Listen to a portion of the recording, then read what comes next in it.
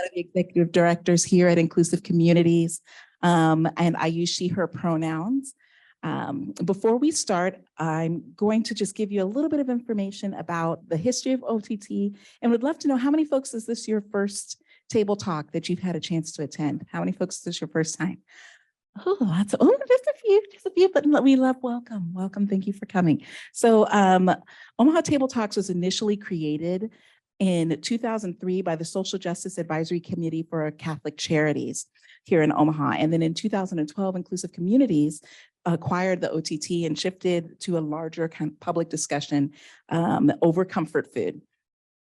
And then starting probably in 2018, we started partnering with different organizations to have more centered conversations. So we first partnered with Out Nebraska and started the Queer Table Talk series. And then in about 2020, 2021, I feel we partnered with AAPI and started having our Asian American and Pacific Islander table talks. And we're partnering with the Nebraska Asian American Leadership Alliance to start those conversations. And then just this year, we entered into a new partnership with Echo Hawk Left Hand and Nicole Benegas, co-founders and members of the Native American Community Partnership of Omaha Metro Area. And that's when we started the Native and Indigenous Table Talks that you're here today. So we do 2 of these. We do a total of 10 table talks a year, and then 2 of them are centered around the Native and Indigenous conversations. And due to COVID-19, we had the opportunity to expand our access, and we started doing these virtually. But because we found that it was much more accessible to so many people, we now offer these hybrid. So you'll see we have friends online as well as those of us here, and that's something that we will continue to offer, along with always having an ASL interpreter. So we're thankful for our 2 ASL interpreters that will be with us throughout the day to help. So if you have anyone that you know that is deaf or hard of hearing that needs that services, we will always have those at all of our table talks. We have volunteers in the room that will be helping you as your table facilitators. So if you are a table facilitator, go ahead and just raise your hand so folks know who you are and where you're at. So we'll disperse them out to where you all are, or have you come in once we get started, once we get to that portion. We do also have World Speaks, who provides our simultaneous Spanish language interpretation, and they are online with us as well. Should you need their services in the break room, please private message Colin. Same thing if you need ASL interpreters. And just a few tips when you're speaking, please speak clearly, take pauses, and keep a consistent pace. By following these guidelines, we allow our interpreters the opportunity to translate accurate information to the audience. So we're going to start this with our panel. So I'll get out of the way in just a second to get to the people that you really came here for. And then we're going to, so that'll be about 30, 45 minutes. And then we'll go into small group, the small table, which gets to the heart and soul of our table talks, which gives you a chance to have a dialogue with other individuals here. And so that'll be about 30 minutes or so. And then we'll come back and we'll do some share outs of what you discussed in your small groups. And then we'll give you an opportunity to ask questions of our panelists. So I'm going to pass it over to Kirby, who's going to do a little welcome and opening for us. But yes, without any further ado, our panelists. All righty. You want to put up that slide? Hello, everyone. So starting off, just kind of want to ground ourselves in the fact that obviously these are not our lands unless you belong to one of these tribes. So just really recognizing that there are actually over 30 tribes that have some kind of connection to what is currently known as the state of Nebraska, either through the practice of forced removal or as their original homelands. And so you can see on the screen here the full list that has been provided from the National Congress of the American Indian. But we will jump on in. Just kind of in the interest of full disclosure, we are going to be handling this more like a conversation tonight than like an actual questions paneling, because our moderator was taken ill. So everybody hopefully is okay to just roll with us. I will go ahead and introduce myself. Sion Nagad, Gigad Kamamatawato, Jalagi Gason, Gane Gason, Kirby Williams, G Jalagi Wado. Hello, everyone. So my name is Kirby Williams. I'm a citizen of the Cherokee Nation of Oklahoma. I am overall a violence prevention specialist, working in a lot of different capacities to address violence here in Nebraska against Native Americans and tribal communities. And I am also currently serving as the interim executive director for the Nebraska Tribes Addressing Violence Coalition, also known as NETAV. And I am a survivor of intimate partner violence and sexual assault. And so very happy to be talking with you all tonight. We're all working, talking. I'm going to pass it over to Sheena, let her introduce herself. And then we do also have a panelist on Zoom that we'll introduce here in a moment. All right, like technology. All right, so my name is Sheena Gilbert, and I am a citizen of the Stockbridge-Munsee tribe, which is located in Wisconsin. And I am currently a doctoral student here at UNO in the School of Criminology and Criminal Justice. And so that is my connection. I do a lot of research on Indigenous crime and victimization. And in the field of criminal justice and criminology, it is severely lacking. So I am one of few criminologists that study this. And in addition to that, I do some advocacy work. I make sure that my work gets shared with communities because that's who needs it. And yeah, I think that's it, right? Yeah. I don't know. I'm tired. All right. So yeah, we can pass it over to Lestina. Good evening, everybody. Mitakuyapi. Dakota Chaje Makupe Kinde Tate Ojajawi Imakiapie, Lestina Saul Merdassi Imakiapie. My name is Lestina Saul Merdassi, and I am an enrolled member of the Sisitawan Wahpetawan Dakota Oyate tribe of North and South Dakota, but I am also a lineal descendant of the Isanti and the Yahunktoa Dakota Sioux bands that are from around this area. I currently work at Nebraska Urban Indian Health Coalition as the Youth Program Project Upstream Director, and I am also the project coordinator for Project Beacon, which addresses human and sex trafficking in the American Indian and Alaska Native population. And I am here today because I have a stake in the MMIP movement, and it's something I've been involved with for more than a few years now. And I have several family members who are members of either the cold case or active missing people's files. And it's good to see you all here tonight. So I'll pass it back over to Kirby. Yeah, thanks, Lestina. Lestina, I'm actually going to wind up passing it back to you to share sort of about the origins of the MMIP movement, explain kind of what that is. Just real fast, show of hands, at least who's in the room. How many of y'all have actually heard of this crisis before? Okay, so I will say that's awesome that you all have actually heard of it. A couple of years ago, I'm sure Sheena and Lestina can emphasize along with me, we would maybe get one or two hands. So it is good that at least folks have heard about this as we're trying to address this ongoing crisis. But Lestina, I'll let you kind of just explain some of the origins of the movement and kind of how we got here to where we're talking about this today.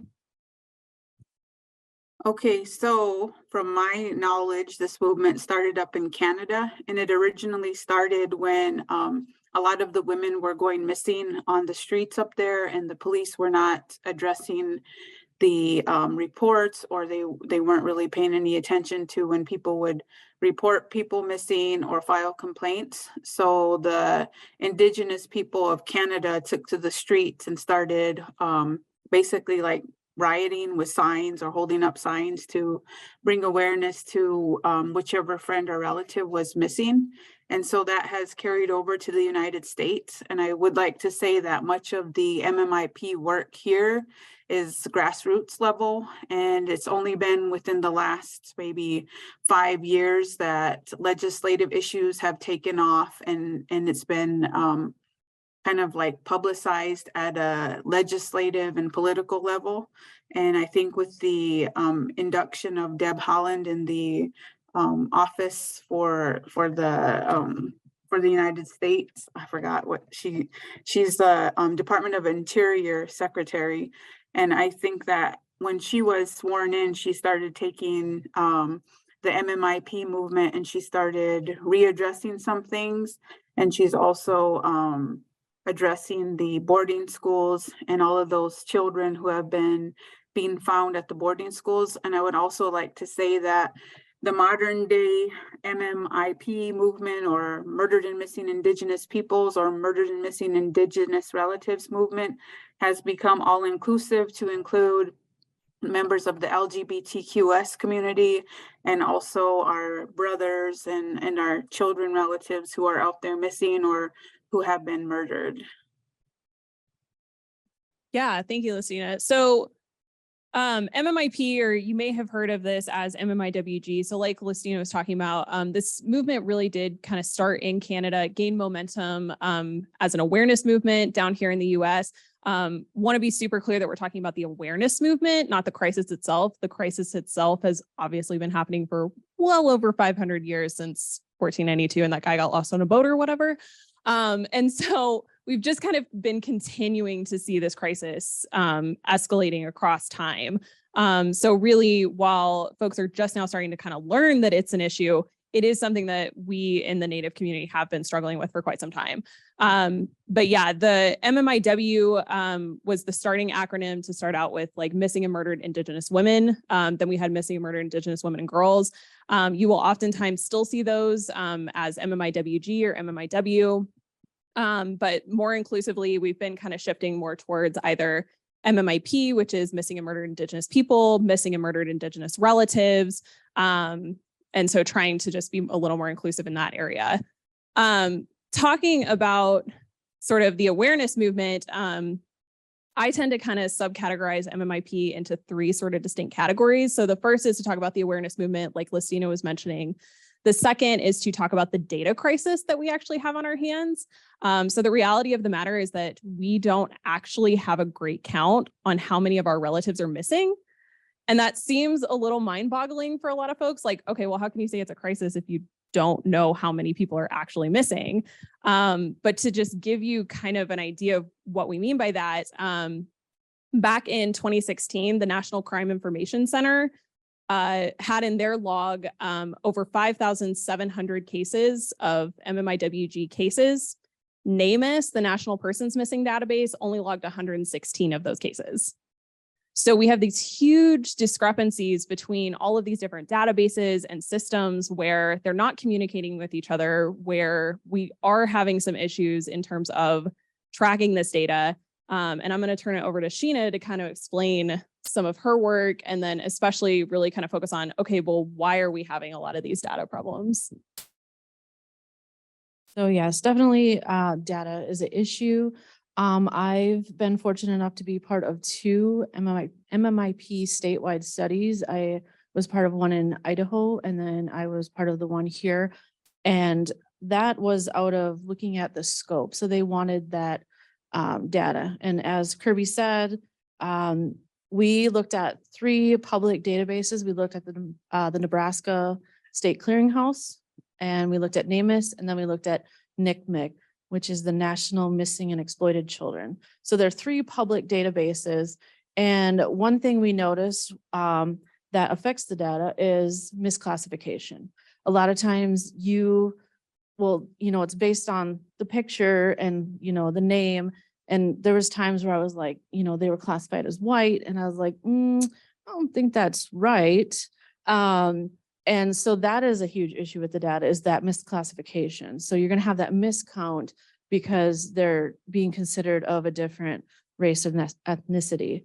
And with that issue, we don't know like where that stems from. If it's, if it's the person reporting the person is missing is saying, they are Native, or if it's law enforcement looking at the, maybe a photo and they themselves interpreting. That we really didn't get into in this study. Yeah, but like there's a lot of misconceptions. I mean, a lot of misconceptions about what people think a Native American, quote unquote, looks like, right? Most of them have these very antiquated, like the crying Indian, even though that guy was Italian. But it's like this kind of that we have sort of this distinct kind of look, whereas like I am very aware that if I were to go missing, that I would very likely be classified as white. When it's very important that we note that Native tie, because it opens up more access to looking for people and looking for connections. We also see this misclassification, especially with our Afro-Indigenous and Black Native American relatives. We also see the misclassification where they see a brown person and immediately classify them as Latino or as Asian is oftentimes the misclassification when they are not. They are just Native American. So a lot of that also comes into play. For sure. Another thing too with Can I add something on there? Oh yeah, go ahead. Okay, so a lot of the police systems in their electronic software programs, when they book somebody in there or when they write a ticket or they take a report, if they don't ask for the race, it'll default to Caucasian. And when I've been studying about some of these things, that's what a lot of the data told me, is that the reason why our race gets misclassified is because of that default feature in the police system. Yes, thank you. I'm not entirely familiar with the police systems. Another thing that kind of relates to the data and also the awareness is this became a really big issue. It was about a year or two ago when Gabby Petito went missing. And there's a phenomenon that has come out of that. Well, it's actually kind of before that, but it really came out of that. It's called the missing white women syndrome. And with that, what happens is we're finding that missing white women and girls are more likely to get more attention. They usually get more resources put out there, whether those resources are law enforcement or like through victim advocacy or whatever. And with her case, also, I want to preface that, yes, it's tragic what happened. Like, I don't want to take away from that. But with her, like, she got local resources, she got national coverage, she got FBI, she had all these resources to find her. And at the same time, we have relatives that have gone missing. I believe there was even at that same time, there was somebody in the Black community that had gone missing that got absolutely no attention. So that also kind of hinders our community as far as the awareness is that we're, it's not getting out there as much as other people that are going missing. And a lot of times when our relatives go missing, we use social media. And I found that when I was doing the project here, is I would look on there and I would see so much more information on social media of somebody that has gone missing versus looking at the state missing person database and the two national ones. So that also impacts collecting the data. And I mean, one way I guess that could work to our advantage is if we're misclassified as white, we might get, the resources to look for us. So, I mean, that's a plus, but I mean, there's, that misclassification and then that phenomenon is just taking away from our community and being able to look for our missing relatives. And it's happening at a lot higher rate than most people think. Sheena and I were just talking beforehand, like I get at least 1 to 3 missing Native person posts on my social media feed every week. So it's very much this isn't just a once in the blue moon. Oh, everyone is turning their national attention to these cases. Like these cases are happening consistently week to week to week. They don't always end tragically, thank God. But we are at least experiencing a lot of these issues. I think the other factor that we also want to be sure to uplift is there's a lot of focus on the missingness aspect of this crisis. And that is obviously very concerning and is something that we should be directing our attention to. But we also have to look at the murdered aspect of this crisis. And what are the factors that lead to our relatives being murdered at such high rates? Native women in particular face some of the highest murder rates, more than any other race or ethnicity group in the United States, from intimate partner homicides. Murder is actually the 3rd leading cause of death for Native women. I think for like non-Native white women, it's like heart disease or something. Like but it's very much one of those issues where this is one of the things that is taking our lives, and what are those factors?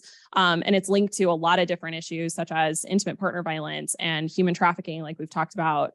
It's linked to jurisdiction issues and sort of how are we going to follow up and hold people accountable in these cases when we don't even know if it's the feds who have jurisdiction, is it the state that has jurisdiction?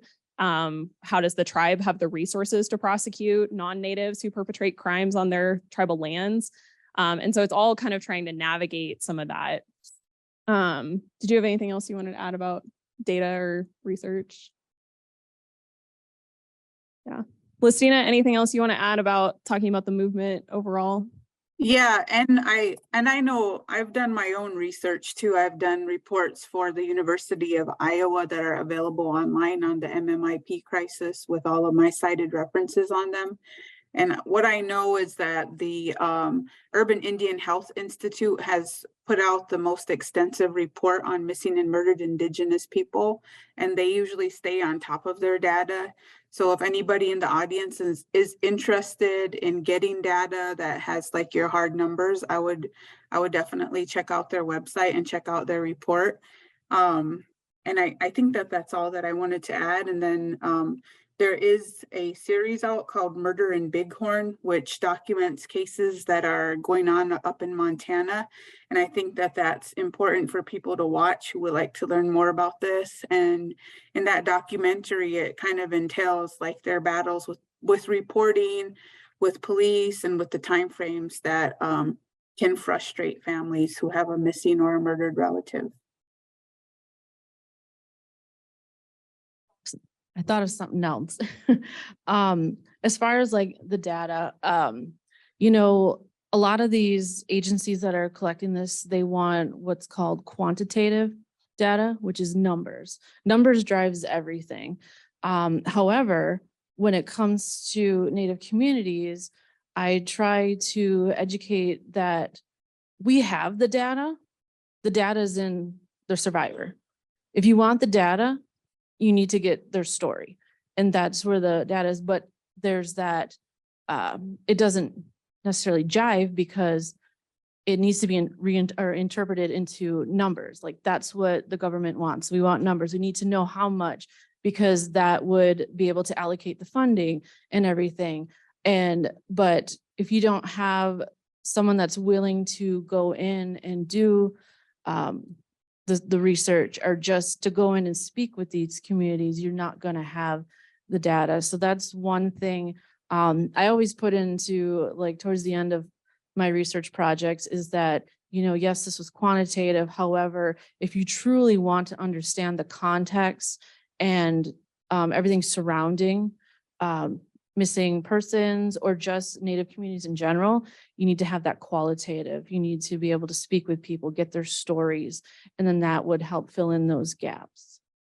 Yeah, I feel like coming out of this, there's been sort of a Native data movement to like move towards, I think we're calling it like storytelling data.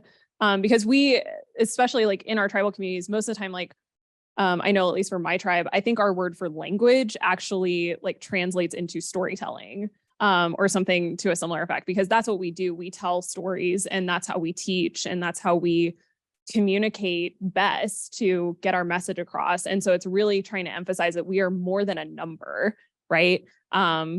There was a t-shirt that was actually going around for a while that was "We are more than a quantum," because we are the only group outside of dogs and horses that have to have a blood quantum on our like actual card.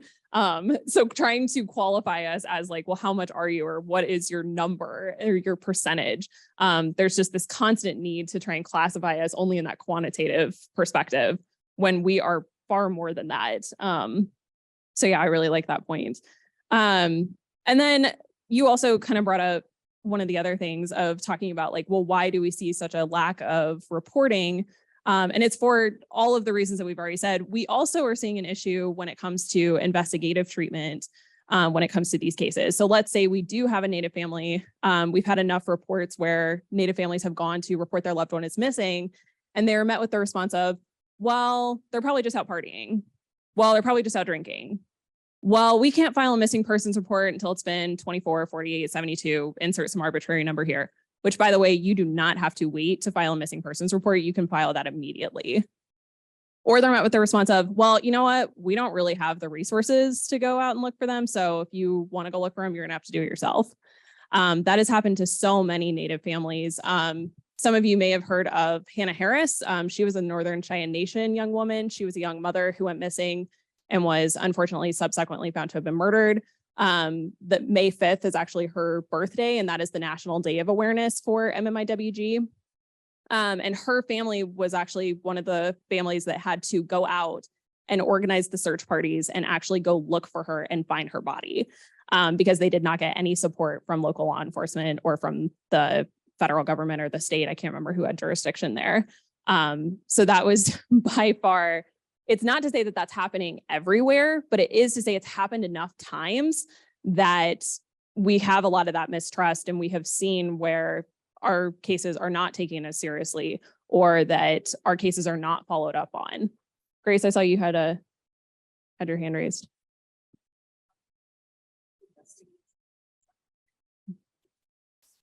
Oh, you're getting like right into our script perfectly. Yes. So Grace Johnson over here is also like a fantastic community member, and actually, she walked in and I was like, oh my gosh, I may have to have you moderate. Because, but was talking about in terms of like who investigates, right? So that always becomes a big question, is like, well, who has jurisdiction? How many of you here have seen the film Wind River? Okay, remember the scene where you have the FBI and tribal police and like whatever the security team is, and they're all like pointing guns at each other and screaming at each other about who has jurisdiction? That's kind of what my brain looks like whenever I have to actually deal with a jurisdiction question. It's sort of this complicated mess of, depending on where you are, depends on who actually has the responsibility for follow-up. So for instance, Nebraska is considered to be a Public Law 280 state, which was a bill passed by the US government back in the 50s, I believe, that basically designated that, okay, you know, Nebraska is kind of a pain in the ass to deal with when it comes to dealing with the tribes. So you know what? You're not going to be the feds' problem anymore. The state is now going to deal with all cases in Indian country, right? Well, despite the fact that we are a Public Law 280 state, so it should mean that if a crime occurs on the reservation here in Nebraska that the state investigates, jurisdiction has actually been retroceded back to the federal government for each of the 3 tribes that have a reservation here in Nebraska. So it means that, yes, we are a Public Law 280 state. The federal government is actually the one who is responsible for investigating if there is a murder or trafficking case or sexual assault on a tribal reservation. Now, that jurisdiction distinction does not take away any jurisdiction from the tribes. The tribes still have jurisdiction. It's just who, in addition to that, because it's not an issue of double jeopardy, who has the additional factor between the state and the feds. Does that make sense? Who's confused? Because it is confusing. And if you're also sitting there going, what the hell? Yes, this is what I deal with every day. And that's not to say that one is better or worse. It is just to say that it's so complicated, even here within the state of Nebraska, where it's supposed to be super straightforward, and it's not. We also have issues where response from who is supposed to actually investigate some of these cases can be slow or non-existent. So we have issues where on some of the reservations here in Nebraska, I was recently told a story because I was conducting some listening sessions to deal with trafficking. And one of the locals mentioned that they had recently had someone complete suicide on the reservation, and somebody had to sit with the body for 8 hours waiting for the feds to come up from Sioux City or Omaha. 8 hours. Somebody had to sit with that body and make sure nobody touched anything, make sure nobody came in. We have family who are in the community screaming and crying and saying, is that my child? Sorry, I'm getting a little worked up here. So because they're waiting for who has the responsibility to come actually respond. And so it's just sort of this feeling that we're the second class in it, so to speak, that this feeling like our children don't matter, that our relatives don't matter, and that even when we have such a serious issue as dealing with a suicide, because that can rock a tribal community to its core. It will bring us to our knees, and nobody cares, or nobody's willing to respond that quickly. So does that kind of answer what you were looking for? Other kind of issues or barriers, kind of the biggest challenges that we have to deal with. Jurisdiction is obviously a huge one. Lots of misconceptions with regards to how to respond to a missing persons case. So I mentioned the 24-48 hours issue, trying to get folks to understand all of the factors that go into MMIP, such as like intimate partner violence, poverty, systemic oppression, racism, rural isolation, lack of access to resources. Do you want to talk a little bit about some of the other barriers that I've missed? I mean, I think you've hit most of them, because so part of the project here is we as in me and some other students, we interviewed victim service providers, and because they are very important for any like victim of any crime. And so we wanted to get the perspective on what they felt, what makes Natives vulnerable to going missing.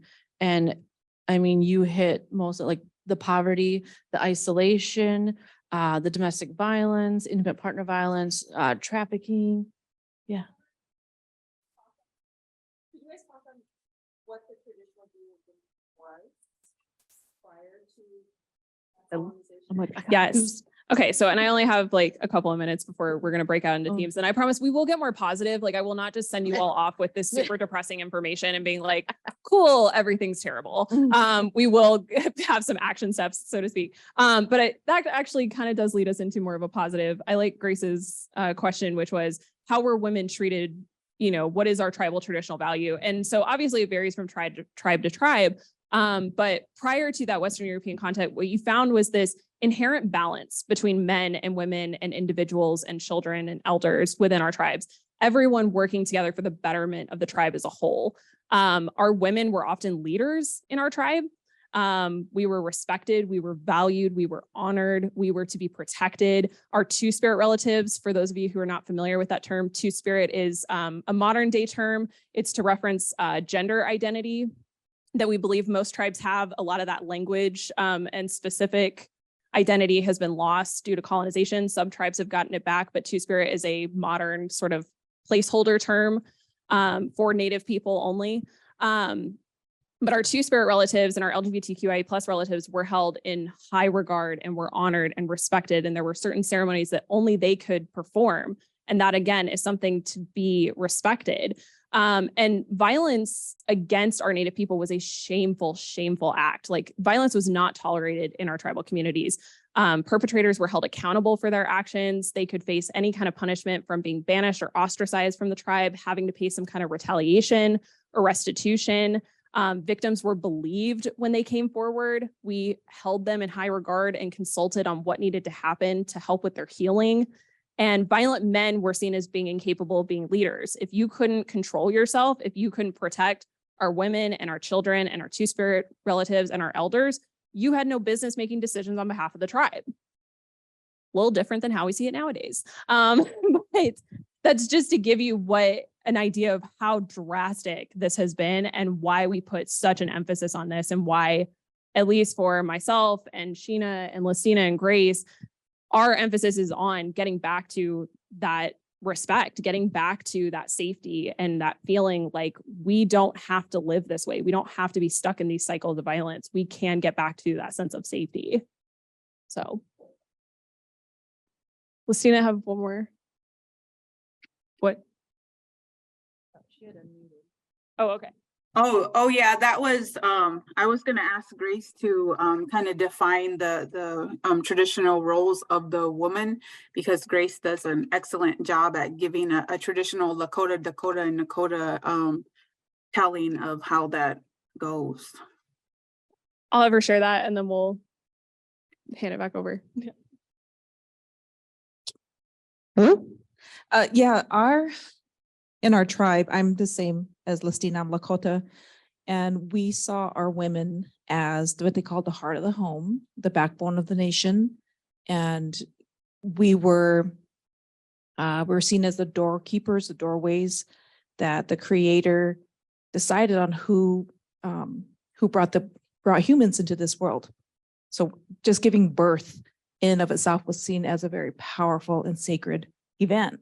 And so women's power, her power was seen as something that needed to be honored and be respected. And it was also her ability to be in touch with her emotions, because that was, for us, it showed our connection to spirit, to our ancestors, and that was powerful. And there was a lot of knowledge there. And we saw that women, they had this ability to be in touch with their intuitive emotions, which was seen as a very high level of knowledge, and men had to work towards that. Women just had an innate natural ability for this. Men could achieve this, but they had to work towards it. And then the other one I had spoken on before was our menstrual cycle. Women's menstrual cycles within our tribes were seen as a way for us to cleanse ourselves naturally, and it wasn't seen as something bad. It was seen as something that was useful to us. And in comparison to men, they had to use outside devices like sweat lodges, they still do today, to cleanse themselves. But our ability to innately cleanse ourselves, to be in touch with our emotions, and to be able to bring life into this world was seen as hugely important, powerful, valuable. And with that, that was where we placed our women. And on top of that, we were, and most people don't understand this, is that we owned all property in the tribes. We made everything. So as owning property, just like today, the more property you own, you tend to have more power within the community. You have more say, you have more sway. And that's where our women were prior to colonization, prior to boarding schools, prior to being placed on the reservation. So this whole epidemic of the MMIP and missing of girls, women, and children is devastating for us. You know, it's not something that we want to continue anymore. And we're trying to put out there the message that our women are valued and they're important and we care about them. Okay, so typically for May 5th, we usually hold a demonstration, and it's a peaceful demonstration. Like, we notify the police ahead of time to let them know, hey, we have a group of people. We're going to be walking up and down Dodge Street across from UNO in Memorial Park to demonstrate and bring awareness to the missing and murdered Indigenous peoples movement. And typically we have people who wear like the red shirts with the handprint on them, or red ribbon skirts, or I think the Great Plains Action Agency actually lit up the bridge last year on that day too, with the MMIP lettering. And then we had a jingle dress dancer that did a healing dress dance for us. And we usually provide like water and snacks, but we're just out there talking to different people from different communities and just showing up and making sure that people know we're out there for a good cause, because typically people in Omaha, Nebraska bring demonstration to social causes on Dodge Street. So May 5th has kind of is becoming more of a thing. I want to say this will be the 4th year that we'll be out there. And typically we provide a free t-shirt too. And sometimes there's a cap on that, but if you get there, you get there. We'll make sure you have something. If it's not a t-shirt, it's a sign, or sometimes I table up and I bring facts about human and sex trafficking to a table, or like a knowledge wheel, and people can spin it and learn some stuff and get like a swag prize. So it's become like more of an event, and we'll probably partner with the Great Plains Action Agency again this year and try to do something really cool again. Because yeah, like Kirby said earlier, it's not always like about this gloom and doom conversation, or, you know, it doesn't always have to have like a negative connotation to it, because like with most social causes, like it gives people a feeling of like that benevolence, or, you know, give back to help bring awareness to this cause. So I invite everybody to come out. I just looked at my calendar, and May 5th is on a Friday. So we'll just plan on 12 to 4 again, or usually it's 12 to 3, and sometimes it does rain. But in those instances, like, I've bought an umbrella and stayed out there. Thanks, Lestina. Do you want to share your kind of wrap up? Anything? Okay. Just hearing y'all like share out, I feel like takes up, I'm not worried about you all. And basically I'm usually having to, like, in terms of like allyship or next steps, I'm like really having to get down to basics that you guys have already covered. So I think the biggest thing that we always like to emphasize is, one, we are sending, like, I have sent a ton of resources that will get shared out with links to Urban Indian Health Institute, Sovereign Bodies Institute, all of that. So you will have those follow-ups. I have also included all of the tribal domestic violence phone numbers, so that if you have folks that come across an issue, they will have access to a phone number to get domestic violence resources, or legal services through Legal Aid of Nebraska's Native American program, or the Strong Hearts Native Helpline, which is a national 24/7 anonymous hotline available to folks navigating these situations. But my biggest thing is always asking yourself, kind of, why do you want to be involved before you get involved? So, like, what brings you here? And would you still be involved if there were no cameras, if there's no documentation, if it was you showed up and nobody had any idea you were there? Would you still want to show up? And for some people, that's a really hard question. They're like, I don't know that I would. And that's okay. It just means you need to do a little more internal work. Because the biggest thing is that we in our communities, we know why our relatives are going missing. We know why we are seeing such high rates of violence. And really, honestly, what we are asking for is, don't come in and tell us how to fix it. Don't come in and try and say, well, I think if you guys will just try this, then that'll fix it. We know how to fix it. What we are asking for is help, and listening to us and our specific tribal needs, and asking, because each community is also different. What fits one tribe is not going to fit every tribe. And so just really emphasizing that we are asking you to listen to us and what we are specifically asking for, not for you to come in and solve our problems. Like I said, I'm not worried about this group, but just also it's holding other people that you encounter accountable to that as well. And just really kind of reflecting on why we get involved. I think the other thing is also, I can't believe I have to say this, but not profiting off of our stories, because for some reason we have a lot of universities who are applying for like grants to study MMIP who have no affiliation with the Native community. And I'm like, why are you stealing that money from like Native researchers who should be getting access to some of that grant, like, who know our communities and who aren't going to have to go over that barrier? So just, yeah. What else do you got? Yeah, I mean, a lot of y'all said, just the education and awareness. My time here, I use my platform, and every time in the classroom, whatever subject it is, I'm like, okay, but what about Indigenous people? And however, like, whether it be a policing class, of course, and I'm just always like, what about these people? I taught domestic violence last semester, and I used that opportunity to incorporate. I had them read Sarah Deer's book. I think I shook some of them. I was like, whoops. I showed Wind River, and I had them write a reflection paper. At the end of the semester, they had told me thank you for exposing them to Indigenous domestic violence, because they even said, they're like, this isn't talked about in textbooks. And like you said, who's writing the stories, who's writing the textbooks, and so, just bringing education, bringing awareness, this movement, reached the national level, about 5 years ago. But I was telling Kirby, I'm like, I don't know if you've noticed, it's kind of fizzled in the non-Native communities. Like 2019, the federal government's created Operation Lady Justice.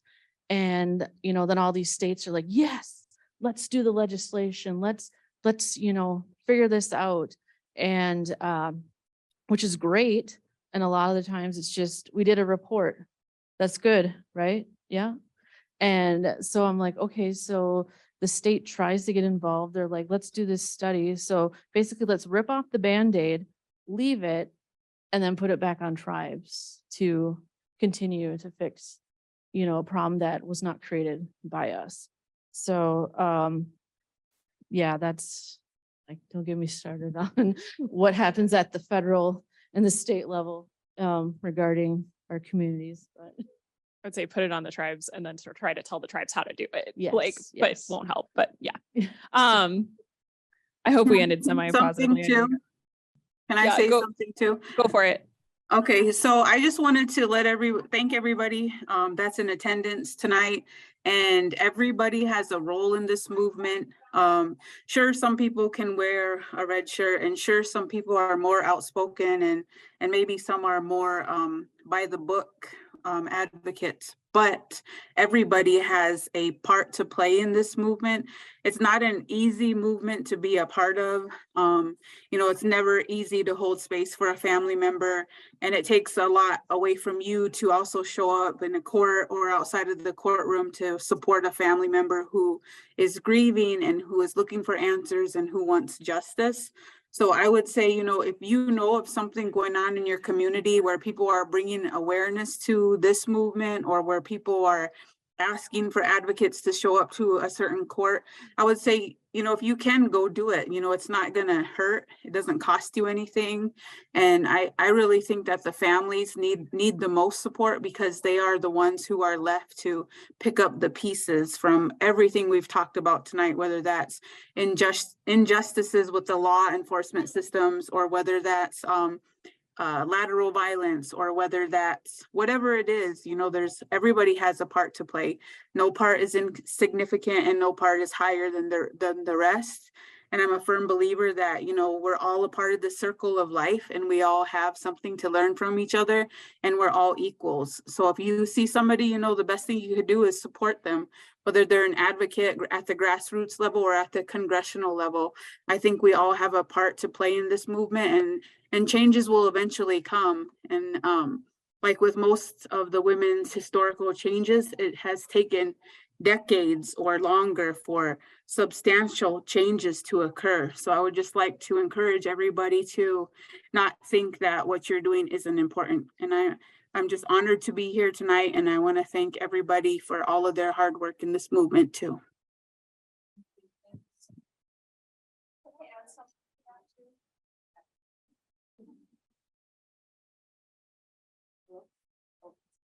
Oh, there we go. Just to add to what Lestina said, we have our own native news networks. We have our own newspapers. We have our own social media presence. Somebody over here brought it up to elevate the voices of Native peoples. We're all over social media. We have accounts, we have people there. So I would say just following social media people, looking at our own headlines. We have Indian Country Today. We have Indians.com. These are news networks that are always putting out articles and information on what's happening with us. And the reason why nobody knows about us is because we have been put under the Department of Interior. All of our work, everything we need, anything that pertains to us is under Department of Interior, which is the Parks and Recreation of the country, not under Health and Human Services, where it should be with the rest, like everybody else in this country. So I'm saying you guys can do that. You can elevate the voices and the issues of Native peoples just by, even on social media. That's probably the fastest, easiest way to do it. Thank you so much. Let's give a round of applause to our panelists again, Lestina, Sheena, Kirby, and Grace, our impromptu out in here. We appreciate you always. So we do have evaluations. Colin will drop the link in the chat but Nikki's going to pass around the handles. Please fill out those evaluations. This is how we learn and get better and grow from this. We do definitely want to hear from you, and we do read those. And then lastly, our next Omaha Table Talk is going to be on March 28th. That's a Tuesday at 6 p.m. and it's on environmental racism. So we hope if you're available that you can join us for that. We'll have another wonderful panel of individuals. But thank you all so much for taking your time. Thank you for sharing your brilliance. Have a great rest of your evening.